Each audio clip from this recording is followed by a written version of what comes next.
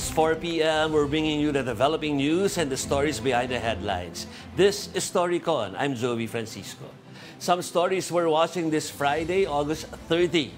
Dismissed Mayor Alice Go is now facing a money laundering case. This was filed by the National Bureau of Investigation, the Presidential Anti-Organized Crime Commission, and the Anti-Money Laundering Council. Go's co-accused includes the incorporators of Hongsheng Gaming Technology, Baofu Land Development Incorporated, and Zunyuan Technology Incorporated. Aside from this, the embattled mayor is facing raps for qualified human trafficking and tax evasion. Senate Minority Leader Coco Pimentel is mulling an inquiry into the terminated deal with the supplier of the national ID cards. Pimentel noted the termination will cause further delays in card delivery. For his part, former Senator Ping Lacson said the matter should not end with a simple termination and that sanctions should be imposed. Lacson is the principal author and the sponsor of the Philippine Identification System Act. And President Bongbong Marcos has appointed Joseph Francisco Ortega as the new chairperson of the National Youth Commission. Ortega will replace Ronald Cardema, an appointee of former President Rodrigo Duterte. Marcos is confident that the NYC will continue to be a vital force in shaping the nation's future under Ortega's leadership. And joining us today, Ana Marie Pamintuan, Editor-in-Chief of the Philippine Star, and later on, StoryCon's resident political pundit, Ronald Llamas. Baka kasi mamiss ng tao, bakit wala? Parating na po si Tito Ronald. Ma'am Ami, kamusta po dyan? Happy Friday, Jovi. Parang sobrang traffic ngayong araw. Oo, kaya medyo... Na-traffic din ba si Ronald? Mukhang dahil doon kaya sa delayed. Ako rin muntik dahil galing ako somewhere. Tapos papunta rito sa Mandaluyong medyo traffic na Ma'am Ami. Friday and Sweldo Friday, ha? Sweldo weekend. Oo nga siguro. Siguro nga dahil doon, Yeah. Okay. Yung school ngayon siyempre maraming binibili yung mga bata, That's true, that's true. So, Ma'am Ami, last week, before, long weekend, nagsa-start dapat today, katulad last week. Pero alam natin, ang daming news nung, kaya medyo naging busy. Ngayon ba, ganun din kahitik yung kinoconsider nyo for your mga weekend edition? Hindi masyado ngayon ang story, pero mga pinag-uusapan ngayon, karamihan mga eleksyon na And sinabi ng Philippine Drug Enforcement Group, iniimbestigahan daw nila na yung iba yatang kandidato gumagamit ng drug money para sa early, wala naman tayo kasing premature campaigning na, para lang ngayon na to gain goodwill among the voters. So yan yung medyo bago ngayon. Apart from all the stories na mga ongoing, lahat yung sinabi mo, Kibuloy, kay Alice Go, yan, lahat yan inabangan natin. Yes, inabangan natin. Kahapon, di lang natin nahabol yung item na ito, Ma'am Ami, before we go into the political side ng ating mga inaantabayanan na storya. Yung MPOX development, syempre, parang gusto natin sabihin sa mga viewers natin na yun nga, nag-anunsyo nga na yung kapag tayo ay palabas ng bansa o mapasok, nag-i-travel tayo. So may mga karagdagan, mga impormasyon na kailangan i-fill o ilagay doon sa form na yun. So wag sila magugulat. Parang advisory natin sa mga travelers natin na they will be asked questions related to itong MPOX screening sa e-travel natin. Sabi nga nila, parang ngayon pa lang, nadadamihan sila sa info daw binibigay. Madadagdagan, wag na kayo magulat because kailangan po yan for the MPOX screening. Saka yung mga frontliners natin, Jovi, required na rin sila na kapag meron silang na-enkwentro na ganyang possible cases of MPOX or confirmed, i-report kagad. I-report nga. Yan yung mga bago ngayon. Yeah. Hindi, alam ko, wala sa lineup natin, Ma'am Ami, ang Cebu na si Dale, Israel na correspondent natin doon. Pero kanina sa report nga niya about MPOX na meron wala pang parang kahit may kumakalat sa social media na meron ng cases, Cebu, wala pa silang reported na official case, pero meron silang tinitingnan at saka napadala na 2 weeks para malaman mo kung talagang na pag pinadala pa sa Manila yung sampling at saka palang itetest dito, so ganun sa katagal yung buong proseso. So ingat mga kapatid, pero at the same time ang good news doon, pero parang hindi good news, Ma'am Abby. For the ang laki-laki ng Cebu, alam din natin kung gaano ka powerhouse yung yung pag bumoboto sila, pero wala pa silang ganung klaseng screening facility, pero magkakaroon na dahil sinabi na ng DOH na magkakaroon, na dapat lang sa region kasi medyo malaki yung population doon, na hindi na kailangan dalhin sa Metro Manila kung ano man yung mga sampling na dapat pwede nang gawin doon sa kanila. Health-related pa rin, Jovi, yung isa pang istorya, yun ng pinafinail na sa court yung graft cases against the former Health Secretary Francisco Duque and the former executive of the Department of Budget and Management, yung in charge of procurement. At nagpadala sa amin kahapon ng statement si Health Secretary Duque na confident naman daw siya na he will prove his innocence at lahat daw ng ginawa nila related to the emergency sa COVID.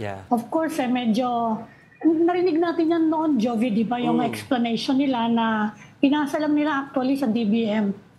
Yung procurement office ng DBM. Kaya medyo nag-aano yung mga health official na pati sila sabit. Siyempre, kasi sila yung main na meron na mandato dyan Kaya tatawagin daw ni Ombudsman yung ipapatawag ng principal witnesses among the witnesses. Dalawang senador. Ex-senator isa. Si ex-senator Dick Gordon, saka of course si Senator Risa Ontiveros. It's na nakaupo pa rin. Na nakaupo pa rin. Mainly because sila yung gumawa ng investigation, at saka may mga recommendations na alam ko nung may mga pagtalakay niya sa the chiefs na kasama kayo ay very extensive yung mga explanation ni former Senator Dick Gordon doon sa mga findings related to this this case. Mabuti pala at open pa rin sa ganyang usapin. Isibihan, nag-reach out agad sa inyo si former Secretary Duque at nagbigay ng kanyang pahayag dyan. Akala natin, kasi hindi natin siya masyado nang naririnig at nakikita, pero nagpadala na rin pala sa inyo. Hiningan namin siya ng statement at nagsumagot naman kagad. Medyo maikli lang kagabi, pero ngayon medyo mahaba-haba na yung statement niya. Na nalulungkot nga daw siya na finailan siya ng kaso. That's a court indictment. Pero yun na nga, confident naman daw siya na wala daw siyang ginawang masama. Okay. Puntahan natin, Ma'am Ami, yung issue about national ID. Hindi na matapos-tapos, Yes. Itong issue na to dahil... May ID ka na ba? May ID ka na ba, Jovi? Isa ako sa mga una nagkaroon, surprisingly. Ako rin. Surprisingly. So, kawawa yung hanggang hindi pa yung iba kasi parang nasa yung pila doon sa doon sa backlog.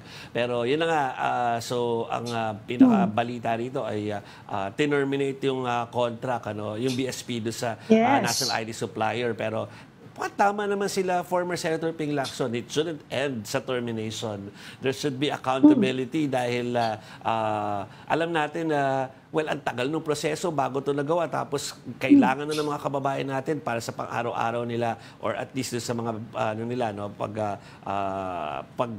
gamit ito sa mga humihingi ng ID, biglang ngayon yan ang nangyayari. Papel. Saka dahil daw, Jovi, dahil daw sa delay, yung cost daw, original cost, nag-balloon na by 10%. Yes. Lumaki na ng lumaki. Kaya sinisingil nila ngayon. Ewan ko kung mahahabol pa yan. Kaya nga. So, we're still trying to get more mga tao na pwede magsalita about this issue, Ma'am Ami. At kapag meron tayo nakuha today, before matapos, pag-uusapan natin ulit yan. Pero, akalain mo, Ma'am Ami, it's the 7th day of the police searching operation para for Pastor Apollo Quiboloy in the Kingdom of Jesus Christ compound. So, para makakuha tayo ng latest dyan, Ma'am Ami, let's talk to our mobile journalist, Merrimon Reyes in Davao. Merrimon, what's new and what's the update? Hi, Merrimon. Hi, Sir Jovi and Miss Ami. So far, dito nga sa 7 days going na yung saga sa patuloy na paghahanap kay Pastor Apollo Kibuloy. At simula kasi kaninang umaga, ilan sa mga na-witness natin ay mayroon ng dalawa muli na helicopter mula sa PNP ang ginawa ang isang monitoring operation. Kumbaga, ilang minuto silang nagpaikot-ikot sa ibabaw ng KOJC compound. Pero after ng ilang minuto, umalis din ito. Pero nung sinisilip naman natin sa kung saan natin nakahagilap, hindi naman siya lumapag.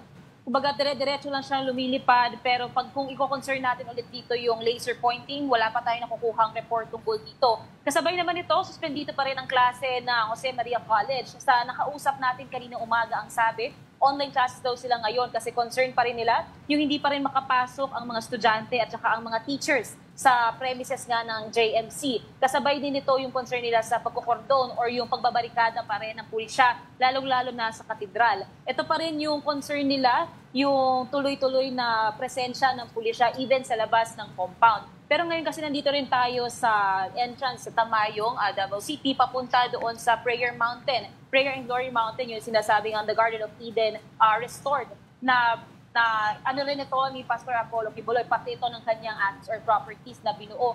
So far, kasi mayroong reports na sinasabi na may presensya raw ng pulisya, kaya sinubukan natin ngayong silipin. Pero hindi tayo nakapasok ng tuluyan kasi doon pa lang sa entrance point na Prayer Mountain mismo, ay nagbabantay yung ilang mga miyembro ng KOJC na doon din sila nakapwesto at sabi raw ay nakatira. Nung nagtanong naman tayo kung kumusta ang sitwasyon nila doon, ang sabi nila, pagdating sa presensya ng pulis, minsan daw minahagilap sila na umiikot sa paligid nila, pero so far wala pa naman daw yung nagpupumilit na pumasok kasi naidadaan daw sa usapan. Nung tinignan naman natin kasi nung bumiyahe tayo paloob dito sa Tamayong, may checkpoint din. Pero nung tinanong naman natin kung yung checkpoint ba na yun ay may kinalaman dito sa ongoing na paghahanap kay Pastor Apollo Kibuloy, ang sabi naman nila hindi raw. Ang station nila dito ng checkpoint ay para lang sa seguridad ng buong barangay. Pero again, hindi ngayon open for public viewing, hindi ngayon open for any entry ang Prayer Mountain. Kaya nung tinry natin na makausap yung mga residente doon, same ang concern nila para sa mga kaibigan, kamag-anak nila na nasa KOJC compound.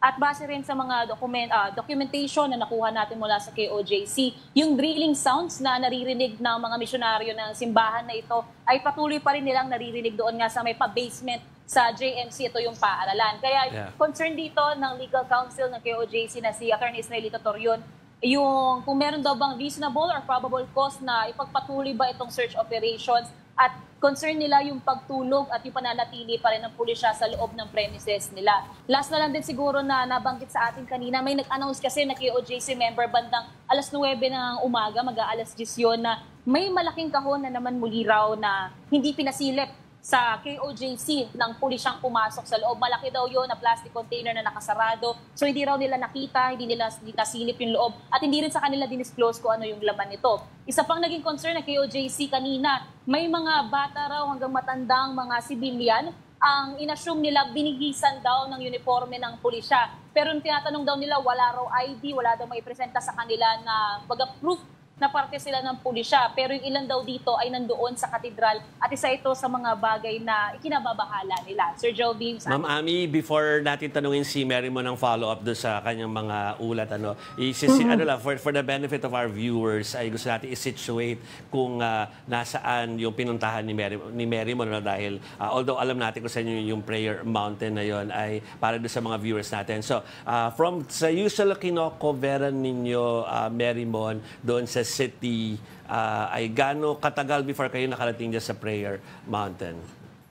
Mula sa KOJC compound, doon sa CP Garcia, kumbaga sabihin natin, pinaka-landmark natin, Davao International Airport, mga halos isang oras din o mahigit yung naging travel time natin bago natin maabot itong Barangay Tamayong. Pero ito kasi yung entrance doon sa barangay, pero mga ilang metro pa bago makaabot doon sa checkpoint. Tapos konting metro pa ulit papunta na doon sa Prayer Mountain.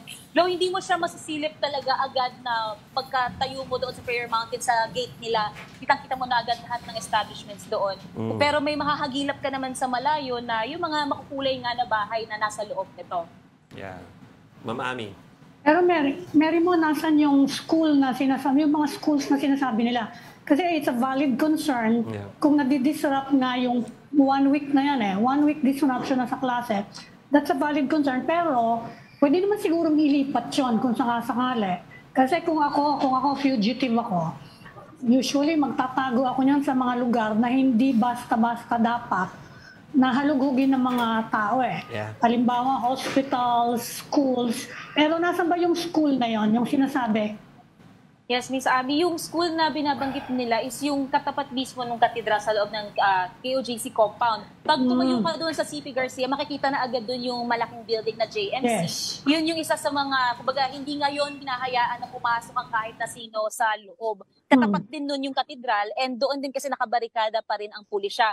And yung huli kasing pagkakataon na nakapasok tayo 2 days ago ngayon hindi pa rin tayo nagkaroon ng pagkakataon na makapasok sa loob. So base sa mga litrato na ibinahagi sa atin ng KOJC, nandun pa rin talaga yung barricade ng pulisya plus yung video na maririnig yung drilling sounds na isinasagawa nga doon sa Jose Maria College. Kasi itong dalawang to yung pinaka ini-estimate nila base doon sa ground penetrating radar na merong heartbeats na nakukuha, signaling na meron daw signs of life sa ilalim daw doon sa basement areas na yon. Pero again, yun yung concern daw ng KOJC, yung kanilang ginagawang search operations na sinasabi nila ay wala daw reasonable or probable cause. Sa school nga mismo yon, sa school yung drilling sa school mismo. So may usapan ba dyan na kasi may order din may clarificatory order yung judge kahapon, di ba? Na kapag beyond the search, kailangan clearance ng judge. So kung ang gagawing issue, yung schooling ng mga bata, baka kailangan ng pulis na pag-usapan yon na pwede bang medyo doon kayo sa magandang park yun, nakita natin nung isang araw, na doon na lang kayo, baka marami namang building dyan. Meron bang ganong usapan na para lang matuloy-tuloy yung klase ng mga bata? Yes, Ms. Ami. Yan din actually isa sa mga point talks ni Attorney Israelito Tiro nung press con niya kahapon na yung operations na isinasagawa daw ng pulisya sa loob ay naiistorbo hindi lang yung pag-aaral ng mga bata, yung pagtuturo, kundi yung normal na raw na pamumuhay sa loob ng compound. Kaya gusto niya nga rin daw magkaroon ng komunikasyon kanila General Torre o kung sino raw ang kaukulan nila sa pulisya para ma-establish kasi hinahanap nga raw nila yung reasonable cause para ipagpatuloy operations at isa pa nga dito yung pinag-uusapan yung underground tunnels, basement rooms na concern din ng KOJC pero base kasi ito sa mga report mula din sa pulisya. Kaya nagkaroon nga rin ng hamunan kahapon na kung gusto nga raw masilip itong sinasabing underground rooms, basement rooms, yung tunnels, baka raw pwedeng mabigyan ng pagkakataon ang kawani ng media and even silang KOJC Legal Counsel para raw masilip yung ilalim na yon. Pero so far, wala pa tayong nakukuhang information mula kasi sa panig ng pulisya. Kaya hindi pa natin ulit ma-verify kung ano na nga ba ang nangyayari sa loob bukod lang sa videos at photos na ibinabahagi sa atin ng KOJC. Ano, Marymon? Go ahead. Before ko dito na nga po pala si Nino Ronald. Parang added comment about yung school ng mga bata na disrupted. Pero sinasabi rin ng authorities at saka ng ilang mga nagsalita about this ay Ma'am Ami and Marymon ay tungkol dun sa possibility na pwede magtuloy-tuloy na yung class by way of yung online daw, by way of online. Or hanggang yun yata ay ginagawa na ba yun, Marymon? O dahil yes, alam ko ayaw nila yun dahil gusto nila in person, pero ginagawa ba nila ngayon yun? Yes, actually kanina umaga may naabutan kasi tayo na delivery truck at may bit na mga plastic. Nung tinanong natin ano po ba yung mga tela na nasa loob dito, ang sabi, school uniforms daw yun. Yun nga lang ang concern kasi nila, hindi pa nila alam kung kailan pa magagamit ang mga ito kasi suspended ang face-to-face classes nila pero ongoing naman daw ang online classes. Ito yung nagiging remedyo nila sa patuloy nga na search operations at pagbabarikada sa paaralan at doon sa katedral. Pero nung tinanong din kasi natin yung mga estudyante nung mga unang araw pa lang na nandito tayo sa Davao, concern nila hindi lang daw yung kung paano nila ipagpapatuloy kanilang pag-aaral, whether online daw man yan o face-to-face. Ang concern daw nila ay yung safety nila sa loob ng compound. Kasi kahit sabihin daw nila na meron silang alternative modes ng pag-aaral, kung nararamdaman daw nila sa paligid yung pulisya, hindi daw nila alam kung kaya nilang mag-focus, Sir Jody. Okay. By the way, andito na nga po pala si Tito Ronald. Ronald, alam ko meron kang gustong itanong kanina pa. Go ahead. Well, dalawa sana. Una, yung machine na ginagamit na nakakuha ng heartbeat, hindi naman kasi yan pwede sa 1 hektarya. Ibig sabihin, by this time, alam na nila saan yung area. Medyo just a few feet. Kung yan ay nasa eskwelahan, doon na talaga yun. Nandun na talaga yung bunker. Mahirap ang lisanin yun. Mahirap silang lumipat sa isang building dahil kung narinig nila yung heartbeat, targeted yon. No, just a few feet. No? Yun yung posibilidad dyan. Ikalawa, Marymon, ay nandiyan ka sa Prayer Mountain. No? Marami bang pulis dyan? Paano nung dating Senate hearing, dyan ang galing yung mga armas Yung mga armas na binigay kay Vice President Sara at saka kay Digong ni Kibuloy, dyan ang galing. So, kung yan ay hahalughugin nila, baka marami silang makuha mga armas dyan. Yes, Sir Ronald. Actually, nung pagpasok natin dito sa Barangay Tamayo, papunta doon sa Prayer Mountain, meron lang tayong nakasalubong ng isa o dalawang police mobile na dumaan lang dito. May checkpoint din bago ka makadiretso sa loob. Pero nung umabot tayo sa Prayer Mountain mismo, hindi kasi tayo nakapasok talaga sa loob nito dahil may mga nagbabantay din doon. Barricade yun ng mga KOJC members na nananatili nga dito sa barangay. So far, nung tinanong natin sila kung meron bang presensya ng police silang nakikita, ang sabi may mga rumuronda raw. Every now and then, meron daw umiikot. Pero nung tinanong natin, meron na po bang forced entry na ginawa sa Prayer Mountain? Doon sa gate na yon kung saan tayo sumubok na pumasok, ang sabi, so far wala naman daw kasi nadadaan sa maayos na usapan na hindi daw nila dapat ipilit yung pagpasok sa Prayer Mountain, na respetuhin daw yung private property. And even now, hindi siya open for any public entry, for public viewing, and whatsoever, Sir Ronald. So for the record, wala diyang search warrant dyan sa Prayer Mountain. For the record, hindi yan kasama sa search warrant. Hindi po. Pero kasi may lumabas na balita sa SMNI at sa KOJC na may presensya ng pulisya. May isang litrato kasi na kumalat ngayon at ibinabalita na mayroong mga pulisyang ipinilit daw ang entry dito sa loob ng Prayer Mountain. Pero kasi tayo isang point of entry lang yung nasilip natin, yung entrance talaga mula dito sa Tamayong. Pero yun, sabi nga naman daw nila, wala naman daw nangyayaring forced entry sa kanilang lugar. Pagdating naman doon sa mga detalye, kung halimbawa, may nakikita ba silang nagbibit-bit ng kagamitan sa loob o sa ibang entry points ng Prayer Mountain, hindi nila tayo masyadong nakausap o hindi nila tayo masyadong binigyan ng information tungkol dito. Alam ko may helipad din dyan No? May helipad din. So, hindi ko lang alam kung may helicopter, pero may helipad.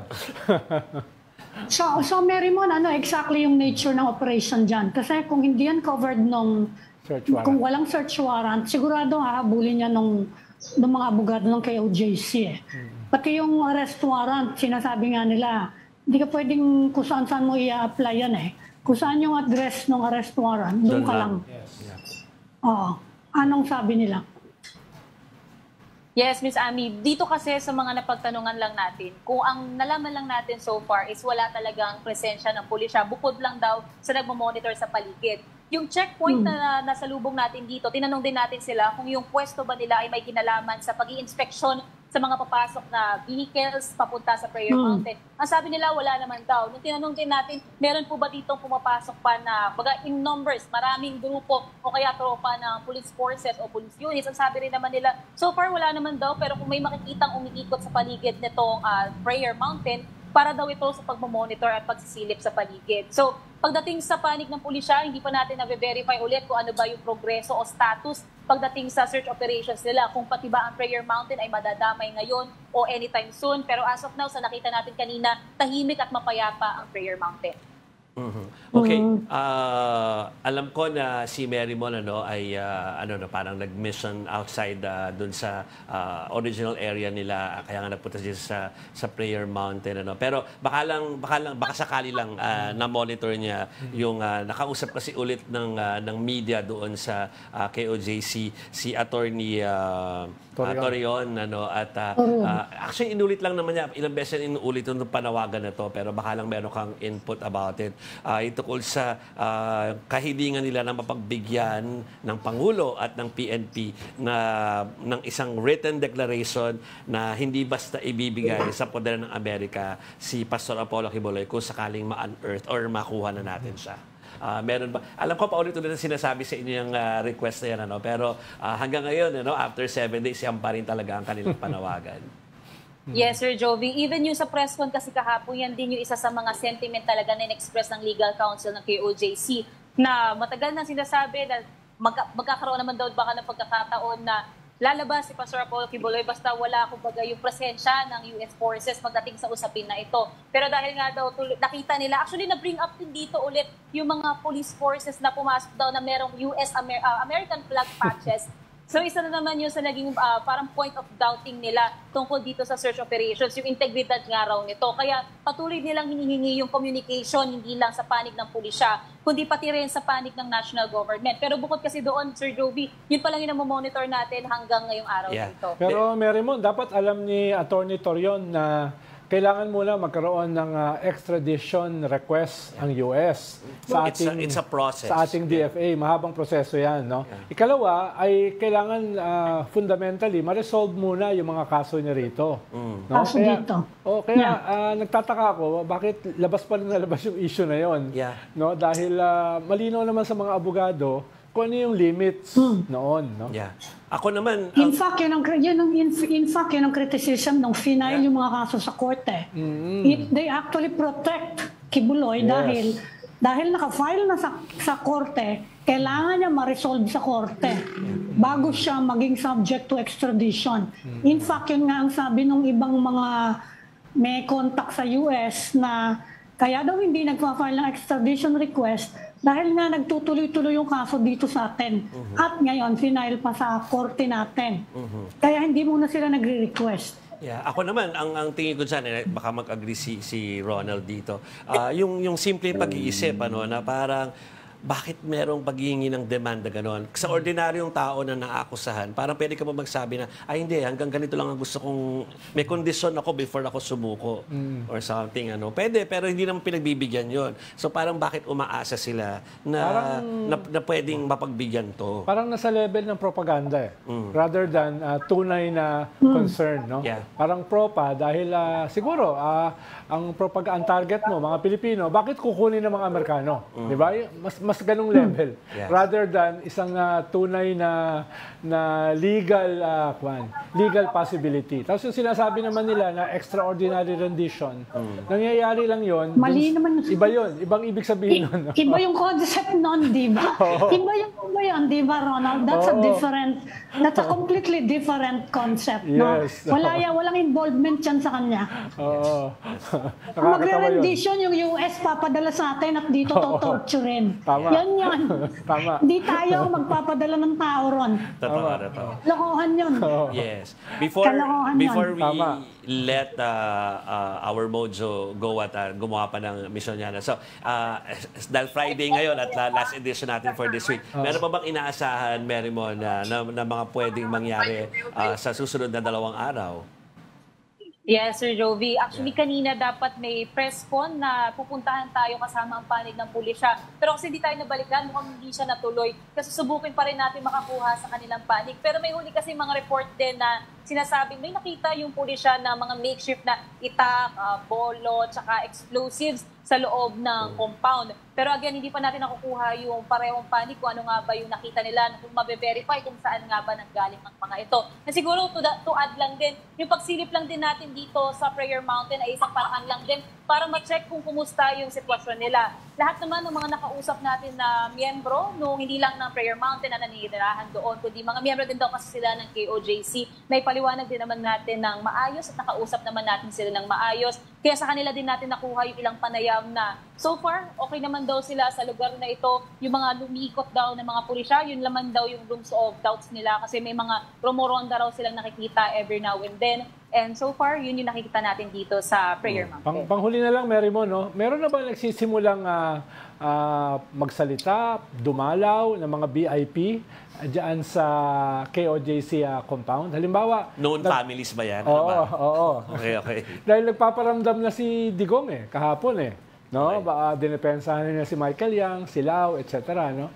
Kaya medyo nagpaparamdam na. Kaya tinatanong ko lang kung dyan ba ay nagpaparamdam na rin siya. May sighting na ba? Oo. Okay. Oo, nagpaparamdam na ba?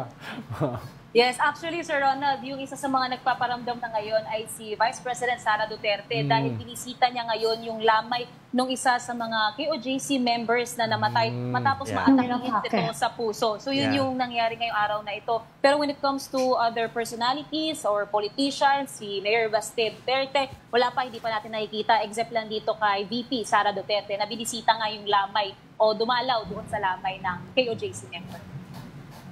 Okay. Mami, sige. Marion, thank you. Wala nang namamalo ng poster, Merriman. Oo nga. O kaya payong, wala na. So far, wala naman, pero meron pa rin bumabato ng masasakit na salita. Pero again, verbal. kung may maximum tolerance ang pulisya, dapat din i-maximize din natin yung tolerance natin. Tama. Bias daw kasi kayo biased Yeah. It's all part of it. Meron bumukas na sasakyan dyan sa likod mo. Teka muna. At hindi lang namin. Baka sinisigawan nga. Ay, di po. Mga ano po sila, nagano po ba kayo ng durian? Nagano ba kayo ng durian? Kasi po, namili rin tayo ng durian. Hello po kayo. Okay. Kasi usually yung mga roads are lined with durian stalls. Tama. I remember that. Pero cool naman si Merriman nung hinahabol siya ng placard. Hindi tumakbo si Merriman Lakad lang siya Correct, diba? Correct. Cool naman. Yes. Okay, ingat kayo still dyan dahil tayo ay papasok na doon sa second week nila dyan.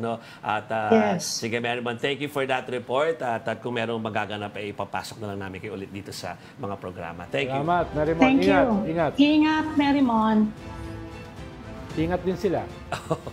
So, ibig sabihin, Ma'am Abby and Tito Ronald, papasok tayo sa week 2 So, wala pa, no? Marami pang mga susunod na kabanata. Ang sabi sa amin, Joby, ang PNP kanina dito sa Manila, 40 to 50% pa lang daw ang search nila completion. So, nangangalahati pa lang talaga. So, we can expect siguro another, at least 3-4 days pa. Correct. So, hintay. May mangyari over the weekend. Naka-standby naman tayo. Naka-standby tayo lahat. Kung ano man ang mangyari, Ma'am Ami. Pero anyway. So, Ami, maraming ganap next week. May budget hearing uli si Vice President. Yes. May mga quad hearing uli. Quad hearing at saka yung, yung unang-unang Monday is the Senate, yung turn ng Senate for Cassie Ong. Yes. Yes. So, tapos yung drugs pa. Yung kay Espenido, magpapatuloy pa yon. So, ang daming ganap next week. Baka meron tayong makausap maya-maya tungkol sa quad com, So, hopefully ay matawagan siya ng staff natin. Okay, we're waiting for our guest, we're waiting for our guest ko sa Quadcom. Pero humihirit yung katabi ko kanina during the break, Ma'am Ami, na ibalik natin yung usapan about the national ID. Dahil tayong dalawa meron na, siya daw wala. Ang tagal ko na nag-apply. Last year pa daw i-deliver. Hanggang ngayon, wala pa. Marami nagsasabing ganyan. Hindi siya pantay-pantay. Hindi siya pantay-pantay kasi sa household namin, sabay-sabay nag-apply yung iba. Pero yung iba meron na, yung iba wala pa. Bakit ganon? Totoo. Ganon din sa amin, Ma'am Ami. Kaya last week, in-agitate ko na si Senping Lacson. Ano namang nangyari dyan sa ID na yan? Dami ko. Ayun, bumanat na kanina, tsaka kahapon. Bumanat kasi, do you agree ba na termination yung naging desisyon Pero hindi, dapat kasuhan yun. Dapat kasuhan yun. Tugisin yun. Dapat may kaso. Buong bansa yun naghihintay. And alam mo, it's not the first time. Remember yung COMELEC, yung card din ng COMELEC, remember? Nagpakuha rin tayo ng mga biometrics, punta-punta pa dun sa COMELEC. Tapos ang tagal-tagal, talagang yun, sobrang tagal na pag-iintay bago inumpisahan ang pagpadala ng mga plastic IDs. At yung iba yata hindi na nakakuha Kaya for several elections, ang pinapakita ko nun, isang papel na gano'n na talagang butay-butay na ayos Ako rin. tayo. Ako rin. Anyway. Inago ko yun kasi baka ma-disenfranchise ako. Anyway, mga kapatid, kahapon we tried, kaya lang naputol yung ating conversation with him. So, ibabalik natin siya. Joining us now, again, is Representative Robert Ace Barbers, one of the leads in the House Quad Committee hearings. Kong Ace, magandang hapon. Magandang hapon, Joby, Ami, and Sir Ronald. Magandang hapon sa inyo. Ayan, merong nabitin. Yeah, malinaw na. May nabitin na tanong si Ma'am Ami, so hayaan namin siya yung mag-first na tanong sa inyo. Nakalimutan ko na nga alin ba ang dami-daming topic natin. Hindi, tinanong ko lang na-update naman niya ako yung tungkol sa offer kay Cassandra Leong to be yung offer of immunity nga na ang kinabagsakan nga na-contempt na naman. Simpleng-simple Sinagot niya yun Sinagot niya yun. Simpleng-simple yung susunod sana itatanong ko yung drugs. Pero ikaw na muna kung tungkol sa kay Go muna kasi meron pa yung sa drugs. Yan. May nabubuo na ba kayong picture? Kasi nag-quad committee tayo, Congressman, because we are tying POGOs and of course other illegal activities like kuweteng to the drug problem ng nakaraang administrasyon. Ginagamit daw yung illegal money as a reward for extrajudicial killings in furtherance of the war on drugs. Nabubuo na ba yung picture sa ngayon? Sa tingin nyo? Well, honestly, Ani, so far, yung basihan kasi nung narrative na yon ay galing ito kay Colonel Jovi Espinido na apparently who is in the know, no? So, pinakinggan natin yan at pinabayaan po natin siya magsalita. But of course, ngayon na nasabi niya yan, yung burden of proof ay nasa kanya. He has to substantiate this with evidence so that maisulat din po namin yan sa aming committee report. No? So far, yung statement saying na illegal gambling money is being used para premyo doon sa mga extrajudicial killings. So far, nasa kwento pa lang, nasa affidavit pa lang ito ni Colonel Jovi Espinido. So, we will wait kung merong magko-corroborate na member pa rin ng PNP, retired or active members, or anyone who can actually support that with an evidence. Follow-up ko lang wala ba kayong balak ipatawag si Eliazar Mata? Kasi dun sa ICC case, siya yung binabanggit na involved sa ganyang klaseng mga operation. And Eliazar Mata currently heads the Philippine Drug Enforcement, PNP Drug Enforcement Group. Meron ba kayong tinitingnan na gano'n? Tatlo yun yung isang nasa Napolcom ngayon, commissioner. Yung isa pa na Northern Luzon Commander. Related sa tanong ni Ami Kong, related sa tanong niya, may iba pa bang mga magko-corroborate sa testimony ni Espinido? Dahil yung sinasabi ni Espinido, halos open secret yan nung panahon ng Tokhang, nung height ng Tokhang. Parang ang dami nakakaalam yan No? Wala lang ang smoking gun. Ngayon, meron ka ng smoking gun, ang hanap siguro ay may magko-corroborate pa para mas malakas yung kaso. That is correct, Sec. Ronald. Kasi kailangan, although yung aming earlier witnesses na dalawang PDLs or persons deprived of liberty, sinabi nila that they were paid, ginamit sila para i-assassinate yung tatlong Chinese drug lords inside the Davao Penal Farm, no? So, yun, yung kwento tungkol sa may katotohanan ba yung extrajudicial killings, yun ang itong statement na ito ang maaring magpatunay. Pero dun sa narration ni Colonel Espinido na ang pera ang pinambabayad ay galing sa illegal gambling money, so yun ang dapat i-substantiate. So far, wala pang nagko-corroborate niyan. So patatawag nyo nga ba, may balak ba kayong ipatawag si Eliazar Mata? Also, dahil ang main person na tinuro ni Espinido si Senator Ronald De La Rosa, may balak ba kayong imbitahin siya kahit ano lang? Whether he says no or not, whether he says no or baka sakaling pumayag, may balak ba kayong imbitahin siya?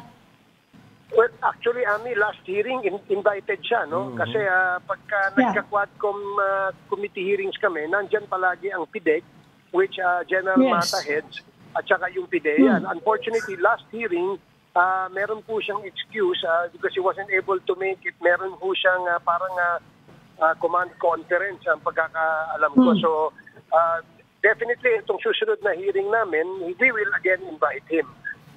How about... You're talking about Eliazar Mata, ha? Yes, General Mata is now the head of Yes. the PDEG, di ba? PDEG. Yes. Yes, Oo. that's correct, yes. So yan ang Si aming... Senator Bato po. Si Si Senator Senator Bato, Bato, may bala kayo? in-invite na po namin siya, but I think he made a statement kahapon na he will not attend the Quad Committee hearings, no? Never. Sabi niya, at yun ang, we will respect that, no? Dahil meron naman pong kaming interparliamentary courtesy na sinasabi, we will be honored kung magpupunta siya at mag-a-attend siya, pero kung hindi, we will respect that. Pero i-add ko lang dyan kasi hindi makakapasok kundi meron lang sinabit na story yung mga editors namin about na related dyan. Mukhang imposible nga umattend, Ma'am Ami, Kong Ace. Yes. Dahil lalo at sinabi niya today na yun daw drug war probe ng House o yung Quadcom will be used daw against sa kanya at sa mga iba pang involved sa ICC. So na-connect niya na doon So kaya mukhang wari na siya dyan. Hindi lang yun. Pinuntirya pa niya si Speaker Martin Romualdez, specifically. Yes. No? Well, actually, yun nga ang natanong din po ako dyan at ang aking comment naman dyan ay with all due respect to Senator Bato, kung saan bang galing yung sinasabing game plan ito ni Speaker Martin or ito ay plano, hindi po namin alam sa Quadcom yan because as far as we are concerned sa Quadcom, we only wanted to ferret out the truth. In fact, ang aming mga investigation, nag-umpisa ito last year pa lumalabas lamang itong mga pangalan na kung saan nababanggit because of the witnesses that come out, no? Yan naman po ay nasa kanilang affidavit. Yan naman po ay sinumpaang salaysay nila at notaryado po yan ng isang abogado. So, nagpapatunay na sila ay nagsasabi ng katotohanan. Then, we will now weigh kung ano yung value ng kanilang mga sinabi sa harap ng Quadcom. If we can use this dun sa aming committee report. Isa kasi sa aming requirement, Joby, Ami, and Sec Ronald, na kung marami kasing gustong magsalita, no? Maraming gustong imbitahin namin sa itong Quadcom hearings namin. Pero first thing, ang aming hinihingi sa kanila, tinitingnan namin kung ano yung kanilang narrative, no? At kapag nakita namin na yung kanilang narrative ay meron pong kinalaman sa aming inimbestigahan, sinasabihan po namin sila, ang unang requirement dapat gawin nyo, gumawa kayo ng sinumpaang salaysay or sworn statement at ito ipanotaryo nyo. Dahil absent the sworn affidavit, ay hindi po namin sila entertainin. Yeah. So yun ang number one requirement. Number two, kailangan may kaugnayan sa mga topics na aming inimbestigahan. Dahil marami pong nagsasabing gusto nila magsalita. Pero sa aming pagbusisi nung kanilang mga gustong sabihin, parang it will serve only their personal gains or personal political interest. So ayaw po namin tanggapin yun. Ronald. Alam mo, Kong, yung style na ganyan kasi, yan yung laging binabanat sa akin ng bunso ko Ang tawag niya dyan ay changing the topic, toothpick, no? Ganun Kaya magaling si Senator Bato, no? Parang sanay sila, yung grupo nila, parang sanay sa mga non-sequitur Well, if you remember, yung last committee hearing namin, kaya ito medyo may kabigatan yung sinabi nung mga PDLs na dahil wala naman pong pwedeng mangyari sa loob ng isang jail kung hindi po alam ng isang warden. Lahat po na nangyari dyan, yung transfer of prisoners, pati nga ho yung pagkain at yung sigarilyo na dumadating dyan para sa mga preso, alam din ho ng warden dapat yan, ng mga jail guards. So hindi po pwedeng maging excuse yung sinasabi ng isang warden sa Davao na wala siyang kinalaman. Yes. Tinuturo niya yung kanyang mga tao sa baba, no? Sa aming tingin, hindi po kami naniniwala sa kanyang mga alibay, kaya ho namin siya ikinontempt at siya ho ay kinumit namin muna doon sa Bikutan jail, no? As his penalty for being uncooperative with the committee hearings as well as lying before the committee. So, yun ang kanyang penalty. Under our rules, we can do that. Yan po ang ginawa natin. Congressman, what about Senator Bongo? Give up na rin kayo? Wala nang pag-asang humarap siya sa inyo? Well, meron din pong motion during the last meeting na ipatawag po si Senator Bato. He knows na Bongo. imbitado rin siya. Si Senator Bongo, alam nyo, imbitado sila. They're members of Congress. They can come and join us anytime.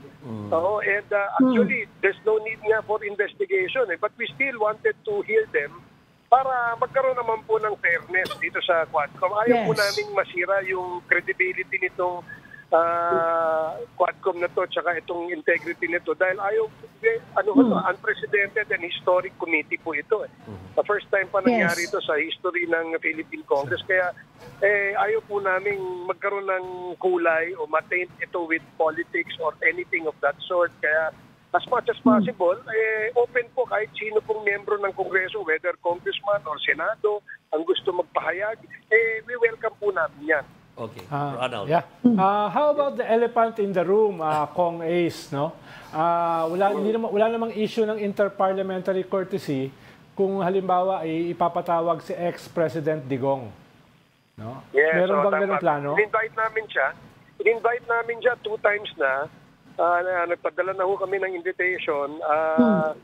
But apparently, I think I'm not so sure kung nagbigay siya ng pahayag na siya po ay hindi darating. Kami naman po, in deference to him being the former president, nire-respeto rin din ho namin yun. No? Bilang isang komite, yung pong aming iniimbitahan na mga opisyal sa ating gobyerno, kailangan po mag-attend. Pero we extend an extra courtesy sa ating dating Pangulo. Nasa sa kanya po yan kung siya ay pupunta, kung gusto niya magpahayag ng kanyang kasagutan sa mga akusasyon, we will welcome at bibigyan po namin siya ng pagkakataon. Kong, panghuli na lang, alam niyo na ba kung saan nag-aaral si Cassandra Ong?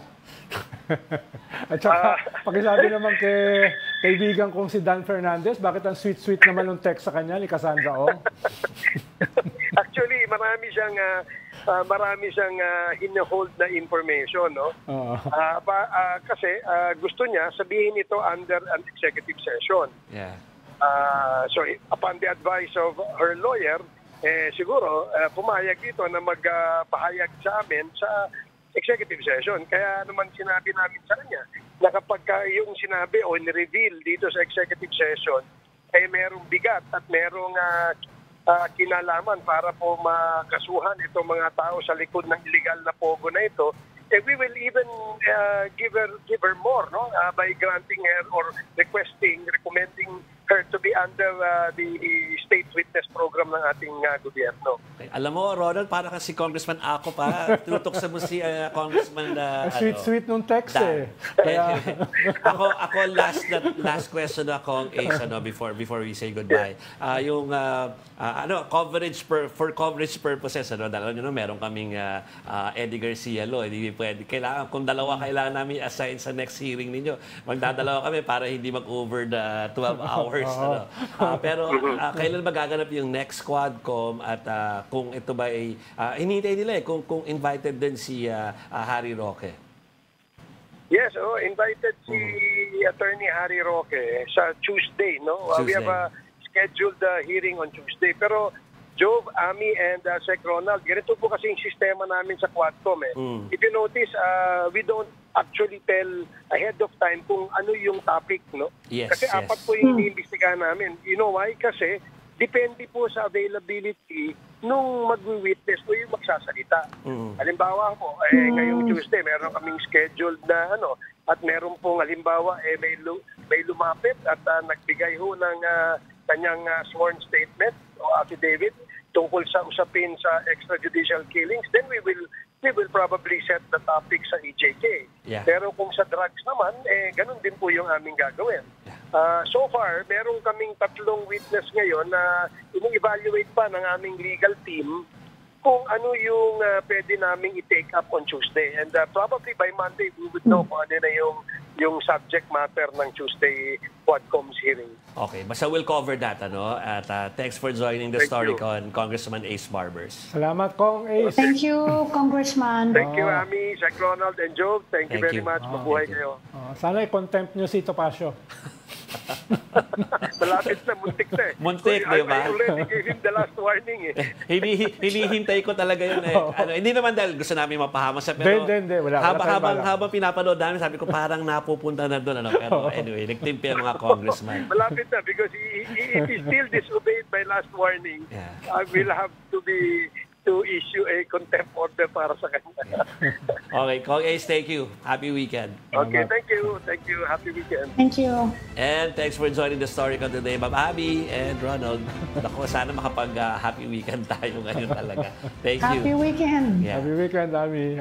Join us again on Monday at 4 p.m. for the StoryCon. I'm Joey Francisco. We are One News, all sides, all the time. This is the Story Conference Group or the StoryCon Group.